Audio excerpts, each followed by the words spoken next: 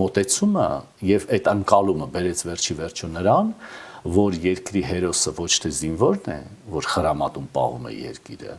այլ ընդհանրեն պոնչիկ սարքողը։ Հասկանում եք։ Այսինքն կան բառեր, կան ձևաչափեր, կան ֆորմուլաներ,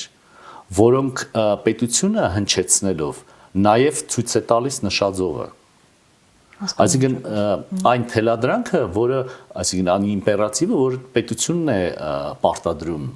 սեփական ժողովրդին կամ հասարակությանը, որ սա արժեքավոր դաշտ է,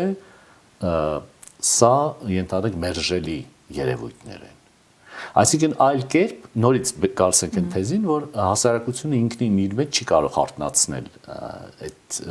զգացողությունները եւ գնահատականներ տալ։ Դա պետք է առաջարկվի եւ հասարակությունը պետք է որդեգրի։ Հիմա նայեք, երբ որ բարձր իմաստով արվեստի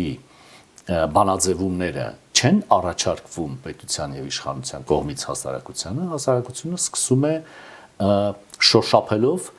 գտնել ինչ-որ մի բաներ, ինչ-որ երևույթներ, որոնք կհագեցնեն գեղագիտական ներքին պահանջները։ Իրանք մեծ չեն, բարձր չեն, խորը չեն, այդ պահանջները մակերեսային են եւ բնականաբար գտնում են։